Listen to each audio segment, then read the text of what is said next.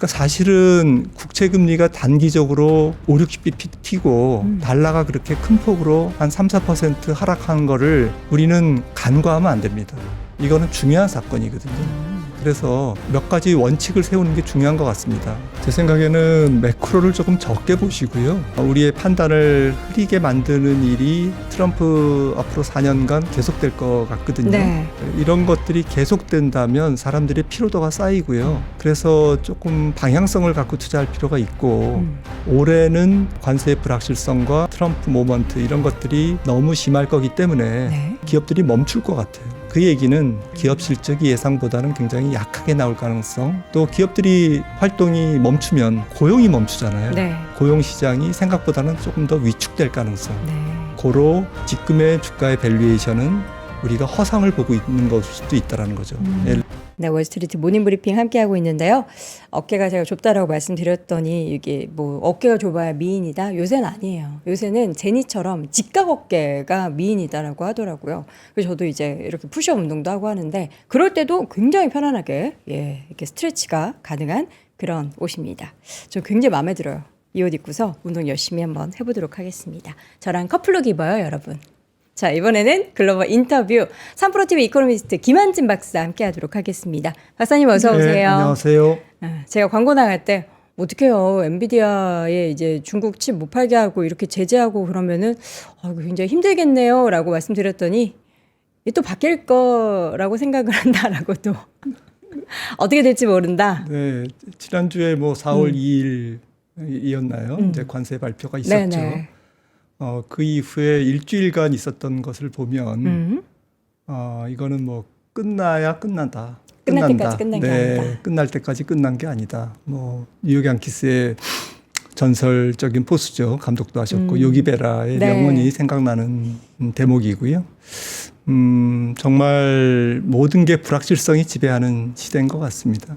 불확실성이 지배하는 시대, 그 불확실성의 원흉이 트럼프 대통령이잖아요. 네. 모든 것을 다 그의 입에서 지금 만들어내고 있는 상황인데 네. 오늘은 그래서 총 이제 4가지 주제로 쭉쭉쭉 한번 지금의 작금의 사태를 한번 파악을 해보도록 하겠습니다.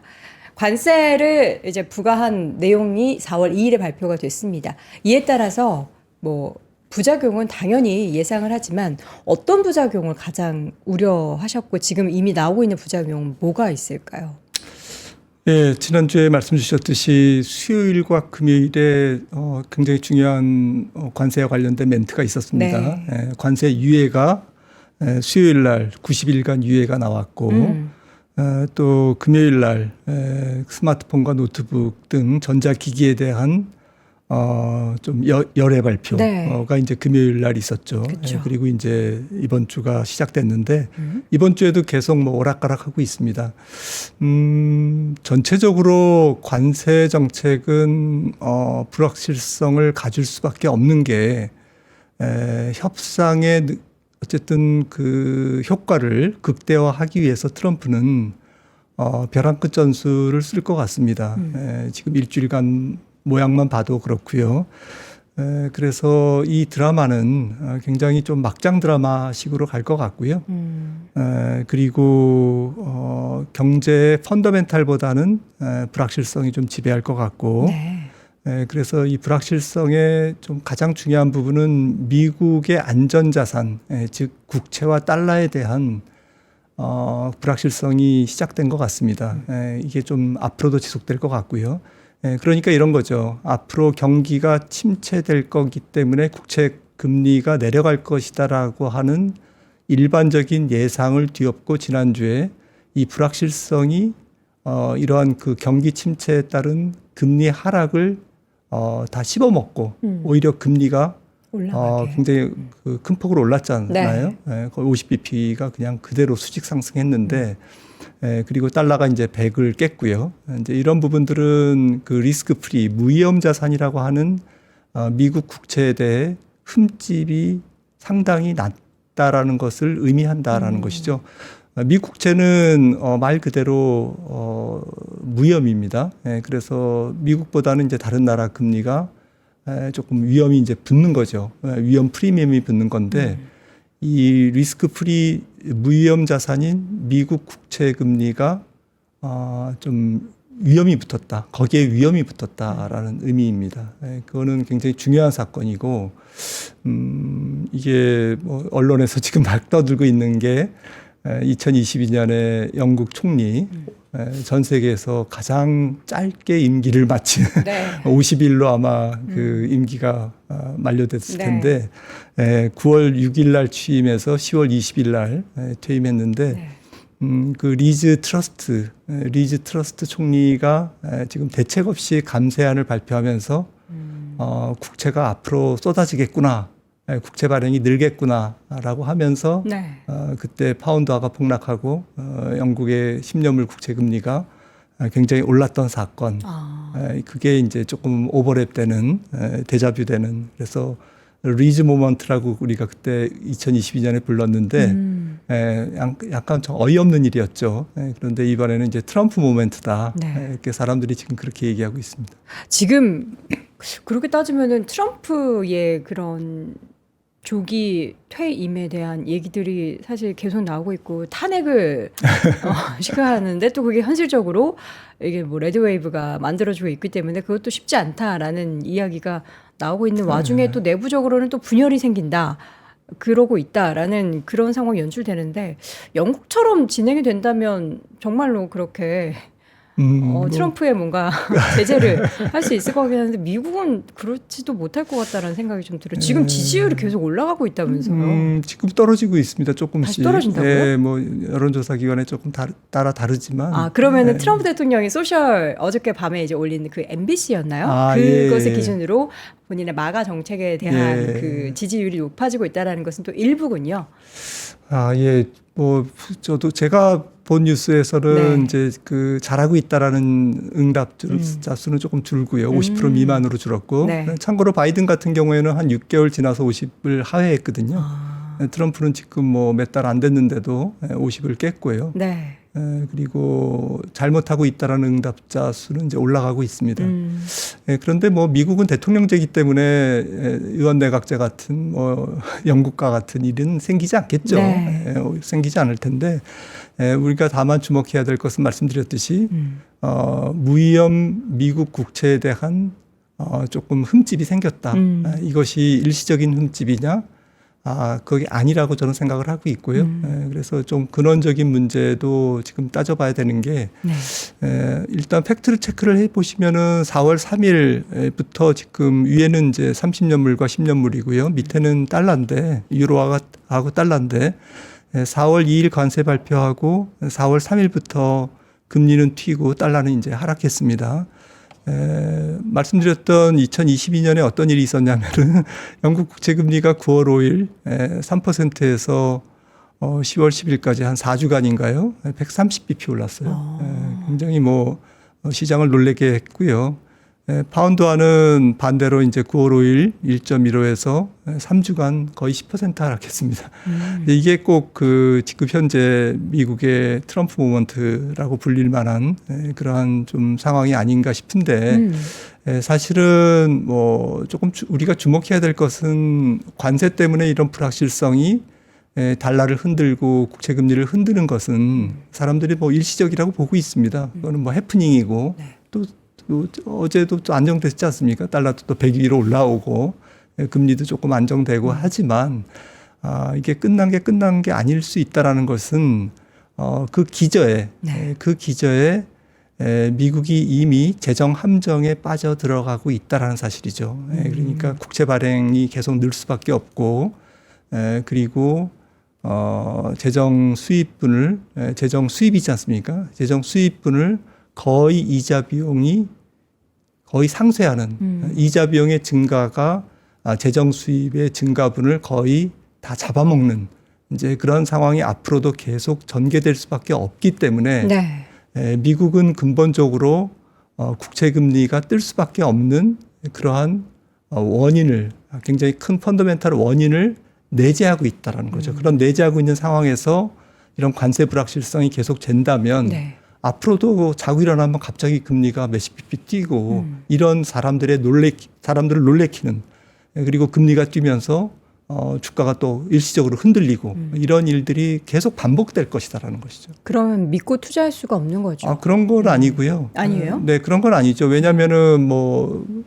불확실성도 있고 네. 또 미국 국채 금리가 올라갈 수밖에 없는 그런 펀더멘탈 요인이 있지만 네. 그렇다고 달러가 망하는 건 아니고요. 미국이 그렇죠. 망하는 것도 아니고 예.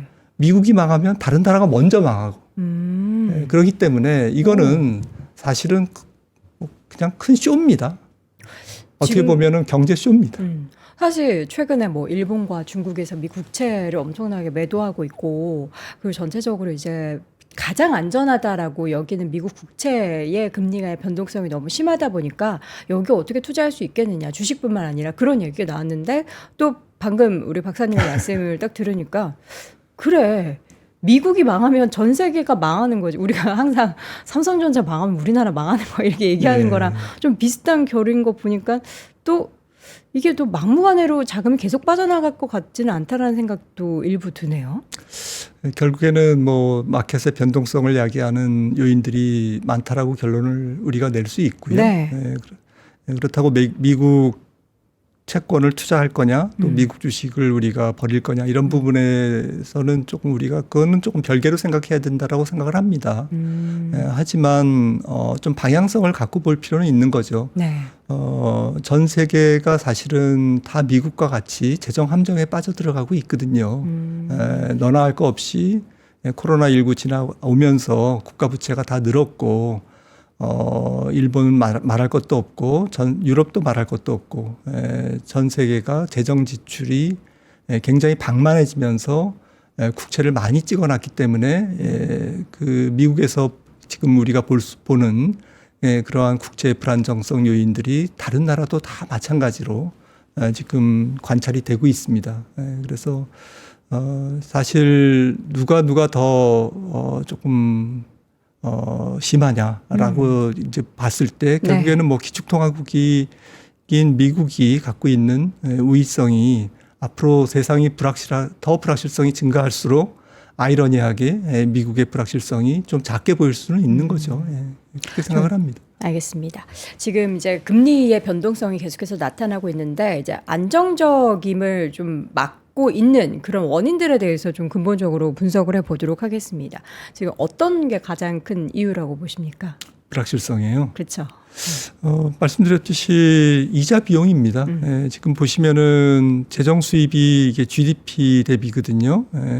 올해 회계연도에 17.1%인데 향후 10년 이후에 2035년에는 1.2% 포인트, 그러니까 30조 달러에 1.2%니까 거의 한 3조 3천억이 늘어난다는 거잖아요. 미국 재정 수입이. 그런데 이자 비용을 보시면은 1% 포인트 가까이 늘어납니다.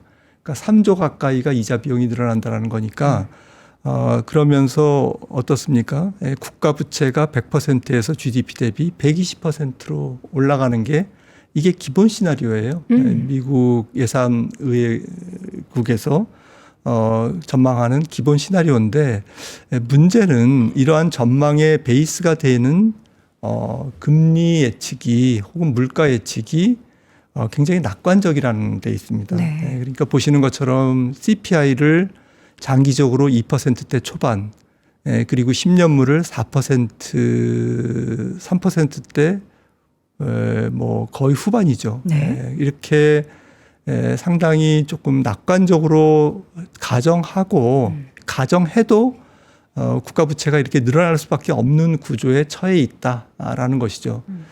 그런 상태에서 약간 단기적인 노이즈가 생기면 국채 금리는 튈 수밖에 없다라는 거죠. 예를 들어서 최근에 뭐 베이시스 트레이드, 현선물 국채, 항상 기관 투자가들은 증거금이 낮은 선물을 만약에 많이 사기 때문에 선물 가격이 국채 시장에서 현물 가격보다 조금 낮습니다. 금리가 좀 낮습니다.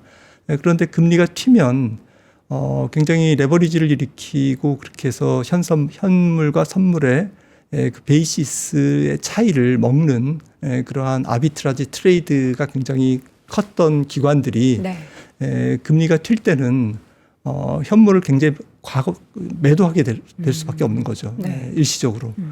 그게 미국 시장에서 한 1조 달러 가까이 지금 트레이드가 이루어지고 있다라는 건데 이번에 국채금리가 튈 때도 이제 이러한 사람들이 생각하지 못했던 그런 불확실성이 깔려 있는 상태에서 금리가 튈 때는 굉장히 그 국채 금리 변동성이 굉장히 크게 나타나는 이제 그런 현상이 나타났고요. 네. 그리고 이제 지난주에 뉴스에도 나왔지만 일론 머스크가 도찌를 이끄는 일론 머스크가 2026년 회계연도에 한 1,500달러밖에 못 줄일 것 같아요라고 얘기했어요. 아니 2조 달러 줄인다고 공언했던 큰 소리 빵빵 쳤는데 고작 1,500달러? 이게 조금 너무 작은 거 아니야? 이러면서 시장 금리가 또 튀는데 일조했고요. 그리고 트럼프 정부 출범하면서 작년 9월 미국 회계연도가 9월이지 않습니까? 물론 이제 작년 9월에 취임한 건 아니지만 9월에 작년 9월부터 올해 3월까지 그러니까 FY 회계연도 2025년도 미국의 재정 지출이 굉장히 크게 늘어났어요. 그래서 재정 적자가 굉장히 큰 폭으로 증가했습니다. 네. 그래서 이런 부분들이 이거 뭐 돈만 쓰고 재정 적자도 줄이지 못하고 도치 프로그램은 좀 흐지부지 되면서 5월에 이제 퇴임한다고 하고 일론 머스크가요. 이러니까 이제 사람들이 불안해지는 거죠. 그러니까 사실은 국채 금리가 단기적으로 60bp 튀고 달러가 그렇게 큰 폭으로 한 3, 4% 하락한 거를 우리는 간과하면 안 됩니다. 이거는 중요한 사건이거든요. 이거는 신흥국에서나 일어나는 사건이기 때문에 이게 한 번 일어나면요, 금융시장에서는 반복적으로 일어날 가능성이 높습니다. 그래서 생각 같아서는 몇 가지 원칙을 세우는 게 중요한 것 같습니다. 앞으로 우리가 투자를 할 때. 원칙 제일 네. 중요한데 지금 우리 투자자분들의 원칙은 V자 반등을 염원한 레버리지 투자가 원칙이신 분들이 꽤 많아가지고 우리 박사님께서 워낙 오랜 기간 동안 시장을 경험하셨으니까 어떤 원칙이 가장 좀 현명한 전략일까요?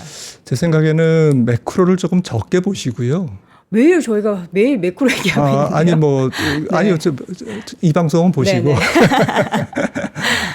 제 말씀은 좀 다 잘 들으시고 얘기는 듣되 네. 우리가 너무 매크로에 현혹돼서 거기에 빠져서 전략이나 이런 나의 매수 매도에 대한 네. 스탠스를 취하지 말자. 네, 그러니까 이게 뉴스가 굉장히 뭐 무슨 뉴스 쇼처럼 네. 우리의 판단을 흐리게 만드는 일이 트럼프 앞으로 4년간 계속될 것 같거든요. 네.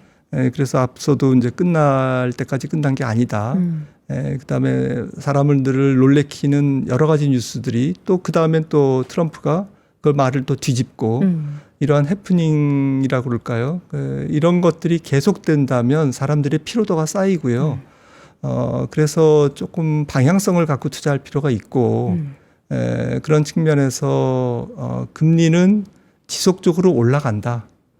그다음에 다른 나라보다는 그래도 미국 기업들이 경쟁력이 있기 때문에 미국 주식을 조금 투자하는 것은 기본 원칙은 지킨다라는 것. 하지만 올해는 관세의 불확실성과 말씀드렸던 조금 전에 말씀 나눴던 이런 트럼프 모먼트 이런 것들이 너무 심할 거기 때문에 말이 그냥 계속 뒤집어지고 또 엎어지고 이런 상황에서는 사실은 기업들이 관세로 인해서 춤을 추는 게 아니라 기업들이 멈출 것 같아요. 그 얘기는 올해 기업 실적이 예상보다는 굉장히 약하게 나올 가능성, 또 기업들이 활동이 멈추면 고용이 멈추잖아요. 네. 고용 시장이 생각보다는 조금 더 위축될 가능성. 네. 고로 지금의 주가의 밸류에이션은 우리가 허상을 보고 있는 것일 수도 있다라는 거죠. 예를 들어서 올해 기업 이익이 뭐 한 10% 증가한다고 봤다가 지금 5, 6%로 줄었다가 그게 또 앞으로 한 뭐 몇 달 지나면 지금 1분기 실적 다행히 금융주 실적은 잘 나오고 있습니다만은 조금 지나면 올해 뭐 S&P 500 기업 EPS가 뭐 한 250달러밖에 안 되네. 네. 작년보다 뭐 크게 증가하지 않을 거야라고 하다가 오히려 마이너스 역성장하는 거 아니야? 뭐 이러면서 주가 지수의 발목을 잡는 게 결국에는 물고 물려서 관세로부터 시작된 것이 기업 실적 둔화로 귀결되면서 주식시장을 박스권에 갇히게 만드는 이제 그러한 상황을 염두에 두고 이것도 뭐 계속 뭐 보면서 수정을 해나가야 되겠습니다만 예를 들자면 지금 이러한 그 펀더멘탈 결론을 방향성을 조금 염두에 두면서 매일매일 나오는 관세 뉴스 이러한 그 트럼프의 말도 안 되는 헛짓거리적인 그런 발언 이런 것들에 놀아나지 말자라고 네. 저는 생각을 합니다. 그러니까 이럴 때는 이제 우리가 매크로 데이터들 보면서 시장을 지금 사지 말아야겠다. 지금이 바닥인가 사야겠다. 이런 네. 왔다 갔다 하는 그런 판단은 잘 맞지 않는다는 거죠. 오히려 결국에는. 그냥 딱 기업의 실적, 기업이 네. 내놓고 있는 뭐 가이던스라든지 이 산업에 대한 미래 가치를 보면서 그 가치 대비 지금 주가가 좀 과도하게 빠져 있다라고 생각이 들면은 매수고 그럼에도 불구하고 좀 아직은 높네라는 기업에 대해서는 좀 거리를 두는 그런 전략이 더 현명하다라시는 그리고 거죠. 뭐 기업 실적이 조금 생각한 것보다 안 좋게 나올 전반적으로 그런 분위기라면 네. 되게 이제 뭐 보수적으로 투자를 해야 되는 거죠. 조금 더 돌다리도 두들기고 내 판단이 틀렸을 때 뭐 워렌 버핏이 얘기했던 안전 마진을 조금 따져가면서 네. 조금 보수적으로 투자할 필요가 있을 것 같습니다. 그러면 사실 아직 실적 시즌에 막 초입이기 때문에 앞으로 기업들이 발표되는 실적 내용은 뭐 이전 실적이 중요한 게 아니라 앞으로 가이던스나 그 컨퍼런스 콜에서 있어서의 발언이 중요할 텐데 거기에서 좀 보수적으로 이야기를 하면 우리 투자자분들은 조금 투자의 시기를 기다려야 할까요?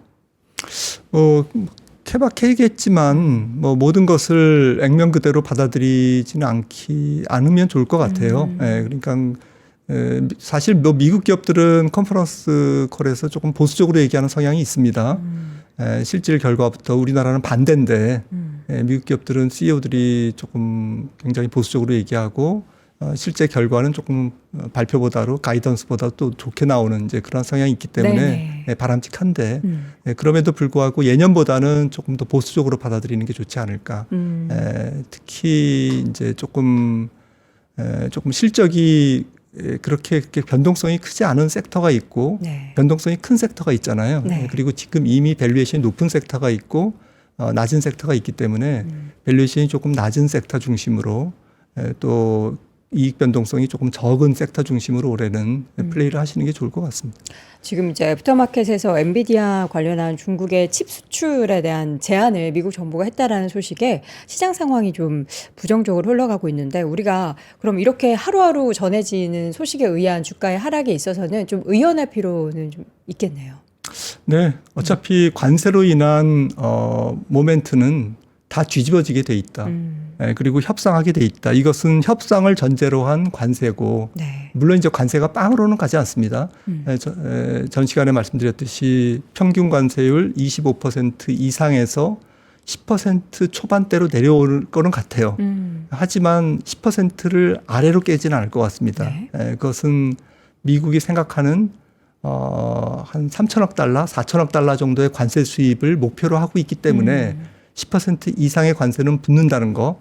그리고 중국에 대해서는 조금 무자비하게 관세를 유지할 거다라는 거. 그럼에도 불구하고 중국의 145% 관세도 절반으로 떨어집니다. 결국에는 한 60%로 떨어질 겁니다.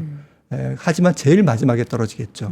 그래서 어쨌든 지금 관세 정책은 협상을 전제로 하고 있다라는 점. 그래서 지금 보는 게 최악의 시나리오는 아니다라는 점. 그런 측면에서는 지금이 관세의 불확실성의 정점이라고 봐도 과언이 아니죠. 관세 불확실성의 정점. 그러니까 지금보다는 앞으로 어쨌든 협상을 하던 뭐 여러 가지 경로를 거쳐서 점점 완화될 것이다를 생각을 해볼 수 있겠군요. 실질적으로 관세에 영향을 받는 전체적인 S&P 500 기업들의 그 향후 예상되는 뭐 EPS의 흐름이나 이런 것들에 대해서도 지금 표를 준비해 주셨는데 어떻게 우리가 좀 생각을 해야 될까요? 이콘 입장에서는 올해 관세율이 한 10에서 15% 표를 보시면은 그 정도가 부과되면 제 계산으로는 올해 미국 경제 성장률이 1.5%가 아니라 0.7, 0.8 정도까지 낮아질 것 같습니다. 그 정도로 보면 거기에 부합되는 S&P 500의 EPS 증가율은 0에서 3% 정도 될 것 같아요. 말씀드렸듯이. 그러니까 지금 뭐 12개월 전에는 한 12%에서 쭉쭉쭉쭉 떨어지고 있거든요. 올해 이익 전망률이. 증가율은 작년 대비입니다. 0에서 3%. 일부 기관 월가에서는 마이너스를 예상하고 있습니다. 그래서 이 정도에 부합되는 지금 그 이익 증가율이 시장에는 어떤 의미인가라는 부분은 지난번에 형성했던 4,800 S&P 500 기준으로 4,800이 저점인 것은 맞다.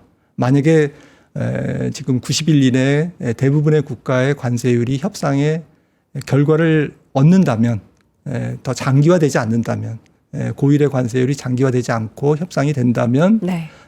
석 달 이내에 협상이 안 된다면 이 정도 시나리오가 맞는 거고, 그렇다면 S&P 500의 한 4,800 지난번 저점은 좀 올해 저점으로 봐도 무방하다라는 건데, 문제는 이익 증가율이 이렇게 막혀 있으면 이익 증가율이 지금은 이렇게 전망하고 있잖아요. 이게 컨센서스가 틀릴 거라는 거죠. 네. 올해 10%를 보고 있다는 것이 이제 거의 이제 미스되기 시작하고 있는 거거든요. 그렇죠. 그렇다면 상단이 5,600이나 5,700을 돌파하기는 상당히 어렵다. 펀더멘탈하게는. 그렇게 생각을 합니다. 알겠습니다. 마지막에 이 문구는 어떤 의미인지 어떻게 기축통화 관련한 문구를 쭉 정리해 주셨는데 메시지를 좀 전달해 이게 주시죠. 그 변화하는 세계 질서라는 레이 달리오 최근에도 발언 많이 레이달리오의 하시죠? 책, 최근에 저 뉴스에 또 발언을 하셨는데 이런 관세 전쟁 이후에는 전쟁이 일어난다. 무시무시한 얘기를 뉴욕타임즈인가 어디서 인터뷰를 하셨던데 아무튼 책에도 이런 내용이 있습니다. 이 책에서 제가 캡처한 건데 기축통화를 보유한다는 것은 굉장히 미국 입장에서는 엄청난 차입력과 소비력을 갖고 다른 국가에 비해서 국제무역에서 상당한 지위를 유지할 수 있다는 건데 기축통화국이 되는 순간 기축통화국의 지위를 상실할 수 있는 씨앗을 뿌리는 것과 같다. 근데 지금 트럼프의 관세 정책은 기축통화국의 지위를 상실할 씨앗을 더 많이 뿌리는 것 같습니다. 네. 제가 볼 때는 본격적으로 뿌리는 것 같습니다. 그렇죠. 그래서 기축통화국의 지위가 상당히 빠른 속도로 저는 좀 흔들릴 가능성.